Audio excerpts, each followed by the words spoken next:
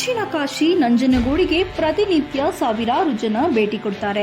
ತಮ್ಮ ಕಷ್ಟವನ್ನ ಪರಿಹರಿಸುವಂತೆ ವಿಶೇಷ ಪ್ರಾರ್ಥನೆಯನ್ನು ಕೂಡ ಸಲ್ಲಿಸ್ತಾರೆ. ಇದೀಗ ನಂಜುಂಡೇಶ್ವರ ದೇವರಿಗೆ ಬರೆದ ಪತ್ರಗಳು ಸಿಕ್ಕಾಪಟ್ಟೆ ವೈರಲ್ ಆಗಿದೆ. ದೇವರ ದರ್ಶನಕ್ಕೆ ಬರುವ ಭಕ್ತರಿಗೆ ಮೂಲಭೂತ ಸೌಕರ್ಯ ಒದಗಿಸುವಂತೆ ಪತ್ರ ಬರೆದು ಭಕ್ತರು ಆಗ್ರಹವನ್ನ ಮಾಡಿದ್ದಾರೆ. ಹುಂಡಿ ಎಣಿಕೆ ವೇಳೆ ಸಾಕಷ್ಟು ಪತ್ರಗಳು ಪತ್ತೆಯಾಗಿದ್ದು, ಕಾಣಿಕೆ ಜೊತೆ ಪತ್ರವನ್ನ ಸಹ ಬರೆದು ನಂಜುಂಡೇಶ್ವರ ಸ್ವಾಮಿಯ ಭಕ್ತರು ಹುಂಡಿಯೊಳಗೆ ಹಾಕಿದ್ದಾರೆ.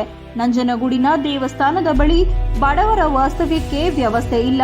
ಕಪಿಲಾ ನದಿಯ ದಡದಲ್ಲಿ ಬಟ್ಟೆ ಬದಲಾಯಿಸಲು ಜಾಗವಿಲ್ಲ. ಬಡ ಭಕ್ತರಿಗೆ ಸರಿಯಾದ ಪ್ರಸಾದವಿಲ್ಲ. ದಯವಿಟ್ಟು ಭಕ್ತರು ಹಾಕುವ ಹಣವನ್ನ ಮೂಲಭೂತ ಸೌಕರ್ಯಕ್ಕೆ ಬಳಸಿ ಎಂದು ಬರೆದಿರುವ ಸಾಕಷ್ಟು ಪತ್ರಗಳು ಹುಂಡಿ ಎಣಿಕೆ ವೇಳೆ ಪತ್ತೆಯಾಗಿದೆ.